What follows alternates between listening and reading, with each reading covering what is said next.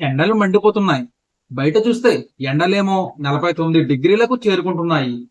దీంతో మనం ఫ్యాన్లు, ఏసీలు ఎక్కువగా వాడుతున్నాం. అసలు కరెంట్ ఎందుకు పోతుంది? అసలు కరెంట్ కోతలు ఏమైనా ఉన్నాయా? దీనిపై మన మంత్రి గొంటిపాటి రవికుమార్ గారు క్లారిటీ ఇచ్చారు. మంత్రి గారు ఏం చెప్పారంటే, రాష్ట్రంలో ఎక్కడ కరెంట్ కోతలు లేవు అని, కరెంటుకు ఎలాంటి ఇబ్బంది లేదు అని స్పష్టం చేశారు. మరి కరెంట్ ఎందుకు పోతోంది అంటే, ఎండల వల్ల ట్రాన్స్ఫార్మర్లు వేడెక్కిపోవడం, వైర్లు పాడైపోవడం వంటి సాంకేతిక కారణాల వల్ల కరెంట్ అప్పుడప్పుడు ఆగిపోతోంది.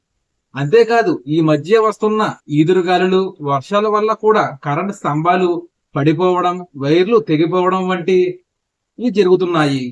మన విద్యుత్ శాఖ ఇబ్బంది అయితే రాత్రనగా పగలనక కరెంట్ పునరుద్ధరణ కోసం చాలా కష్టపడుతున్నారు. వాళ్ళు కరెంట్ రిపేర్ చేసేటప్పుడు పక్క ప్రాంతాల్లో కూడా కాసేపు కరెంట్ ఆపాల్సి వస్తుందట.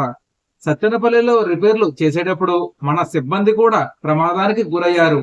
కాబట్టి ప్రజలు అర్థం చేసుకోవాలి అని మంత్రి గారు కోరుతున్నారు. ఒకవేళ మీ ఏరియాలో కరెంట్ సమస్య ఉంటే మీరు కంగారు పడకుండా నేరుగా 1912 అనే టోల్ ఫ్రీ నంబర్ కు కాల్ చేయండి. అక్కడ సిబ్బంది అందుబాటులో ఉండి మీ సమస్యను పరిష్కరిస్తారు. సో ఎండలు ఎక్కువ ఉన్నాయి కాబట్టి కరెంట్ సమస్యలు వస్తున్నాయని మనం అర్థం చేసుకుందాం.